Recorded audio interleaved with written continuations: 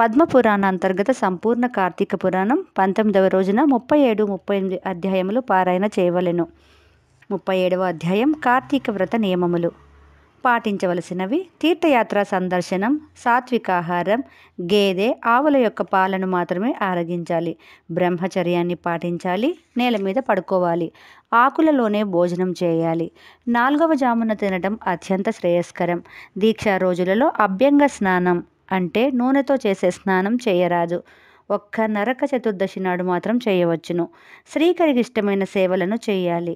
భుజింపరానివి: పరులు పెట్టిన అన్నమును, దొంగలించిన ఆహారాన్ని, నువ్వుల నూనెను, అవిసె నూనెను విసర్జించాలి. మాంసం, తేనె, రేగు పండ్లు, నల్ల ఆవాలు, మత్తు పదార్థాలను తీసుకొనరాదు. హోటళ్ల యందును, పూటకూళ్ళ ఇళ్ల యందును భుజించరాదు. చద్ది అన్నం తినరాదు. హీన ధాన్యాలతో చేసిన వంటకాలు, నిమ్మ, ఆమ్ల సంబంధ పదార్థాలు, మాంసపు పొడులు మొదలగునవి తినరాదు. ఆవు, గేదెల యొక్క పాలు తప్ప మరే ఇతర పాలను, పాల పదార్థాలను సేవించరాదు. బ్రాహ్మణులు అమ్మే ఆహార పదార్థాలను భుజించరాదు. రాగి పాత్రలలో ఉంచిన పంచద్రవ్యం, అశుభ్రమైన వాటిని దేవునికి నివేదించరాదు. శ్రీమన్నారాయణ వ్రతాన్ని ఆచరించేవారు వంకాయ, గుమ్మడికాయ, పుచ్చకాయ, వాకుడు కాయలను త్యజించాలి. బహుస్తు స్త్రీలతోనూ, మేర్చులతోనూ, వ్రతనిందాపరులతోనూ సంభాషించరాదు. ఒకసారి వండి మరలా ఉడికించిన అన్నాన్ని గాని, ఇతరుల ఎంగిలి కానీ, కాకి తాకిన ఆహారాన్ని గాని, మాడు పట్టిన అన్నాన్ని గాని, అశౌచాహారాన్ని గాని తినరాదు. పాడ్యమి నాడు గుమ్మడిని, విదియ నాడు వాకుడుకాయ, తదియ నాడు సరుగుడు, చవితి నాడు ముల్లంగి, పంచమి నాడు మారేడు, షష్ఠి నాడు ఉసిరి, సప్తమి నాడు పుచ్చకాయ, అష్టమి నాడు కొబ్బరి, నవమి నాడు అనప, దశమి నాడు చేదుపొట్ల, ఏకాదశి నాడు రేగు, ద్వాదశి నాడు వంకాయ, త్రయోదశి నాడు ఉల్లిని పరిత్యజించాలి. ఈ కార్తీక మాసంలో ఉసిరిక నిషిద్ధమని గ్రహించాలి. ఫలితము: మృత్యువు దరి చేరదు. యమదూతలు కార్తీక వ్రత దీక్షా పరుల చెంతకు రావటానికి జంకుతారు. కార్తీక మాస వ్రతం వల్ల వైకుంఠ ప్రాప్తి సిద్ధిస్తుంది. ఇది 100 యజ్ఞాలు చేసినంత ఫలముతో సమానం. కావున యజ్ఞయాగాదుల కంటే కార్తీక మాస వ్రతమే అత్యుత్తమమైనది. కార్తీక వ్రతస్థుడెంత పుణ్యాత్ముడంటే వాడి దేహమంతా పుణ్యక్షేత్రాలమయమే. అంటే అన్ని పుణ్యక్షేత్రాలు ఆ భక్తుని యందే ఉంటాయి. విష్ణు భక్తులు ఎక్కడ పూజింపబడుదురో అక్కడ భూత, ప్రేత, పిశాచ, బ్రహ్మ, రాక్షసుల బాధ ఉండదు. అవి ఈ భక్తుల దరిదాపులకు రావడానికి కూడా భయపడతారు.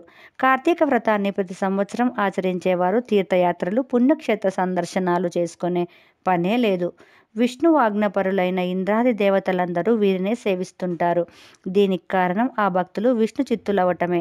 కావున భక్తులారా, పాప పంకిలమైన ఈ కలియుగంలో కార్తీక వ్రత దీక్షా పరులై కార్తీక వ్రతాన్ని ఆచరించట వలన విష్ణు పదము నొందగలరు.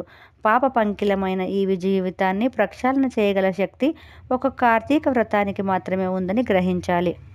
17వ అధ్యాయం సమాప్తం. ఉద్యాపన నియమములు. పృథు చక్రవర్తికి కార్తీక వ్రత నియమాలను గురించి వివరించి చెప్పిన నారదుడు ఉద్యాపన విధిని గూర్చి ఇట్టు చెప్పుచున్నాడు. ఈ ఉద్యాపనం కార్తీక శుద్ధ చతుర్దశి నాడు చేయాలి. ముందుగా తులసిని స్థాపించి దాని చుట్టూ 4 ద్వారాలుండేటట్లు మండపాన్ని తయారు చేసుకొని చుట్టూ తోరణాలతో దానిని అలంకరించాలి. ఆ 4 ద్వారాల వద్ద 4 మట్టి బొమ్మలను ద్వారపాలకులుగా నుంచాలి. వారే సుశీల, పుణ్యశీల, జయ, విజయులనుకోవాలి. వీరిని ప్రత్యేకంగా పూజించాలి. సర్వతోభద్రం అనే అలంకారాన్ని తులసి మొదట్లో 4 రంగుల ముగ్గులతో వేయాలి. మండపం మధ్యలో నారికేల సంయుక్తము పంచరత్న సమన్వితమైన కలశాన్ని ప్రతిష్ఠించాలి. శంకు, చక్ర, పద, గదాధారి అయిన శ్రీమన్నారాయణుని ప్రతిమ నుంచి లక్ష్మీ సహేతుడై ఉన్నటువంటి ప్రతిమను ఉంచాలి. ఆయా మండపాలతో ఇంద్రాది దేవతలను అర్చించాలి. కార్తీక శుద్ధ చతుర్దశి నాడు శ్రీ మహావిష్ణువు పూజనీయుడై ఉంటాడు. ద్వాదశి నాడు లేచి త్రయోదశి నాడు ఇంద్రాది దేవతలకు దర్శనమిస్తాడు. కావున ప్రతి మానవుడు ఆ రోజున నిర్మల భక్తితో ఏకాగ్రచిత్తుడై భక్తి ప్రపత్తులతో శ్రీ మహావిష్ణువును ఆరాధించాలి. ఇట్లు చేసినచో అగణిత పుణ్యఫలము నొందగలడు. గురుముఖత పూజించినచో విశేష ఫలము నొందగలరు. కావున శ్రీహరిని ముందుగా ఆవాహన చేయాలి. షోడశోపచారములతో పూజించాలి. శ్రీహరికి ప్రీతిపాత్రమైన నైవేద్యాలను నివేదించాలి. నాటి రాత్రి భక్తి గీతాలతోనూ తన్మయత్వ నృత్యాదులతోనూ గడపాలి. మరునాడు నిష్కల్మష చిత్తుడై హోమం చేసి బ్రాహ్మణులకు సమారాధన గావించి దక్షిణ తాంబూలాదులతో వారిని సంతృప్తిపరచాలి. ఈ విధంగా నిష్కల్మష మనస్కుడై ఎవరు అత్యంత భక్తి శ్రద్ధలతో శ్రీహరిని సేవిస్తారో వారికి వైకుంఠ ప్రాప్తి కలుగుటనుటలో సందేహం లేదు. బ్రహ్మజ్ఞానం కలిగిన ఓ బ్రాహ్మణులారా, మీ సంతృప్తితో నేను శ్రీహరికి ప్రీతిపాత్రనగుచున్నాను. నా 7 జన్మాంతర పాపములు నివృత్తి నొందుగాక. నా కోరికలు తీరి నా గోత్రం అభివృద్ధి చెందునుగాక. మీరు నా యందు కరుణ చూపి నన్ను అనుగ్రహింతురు కాక. మీ ఆశీర్వచనములే నాకు శ్రీరామ రక్షగా నుండుగాక అని బ్రాహ్మణులను వేడుకొని వారి ఆశీర్వచనమును పొందాలి. ఒక చిన్న బంగారు కొమ్ము కలిగిన ఆవు బొమ్మను 1 గ్రాము పరిమాణం సద్బ్రాహ్మణునికి గురువుకు దానం ఇవ్వాలి.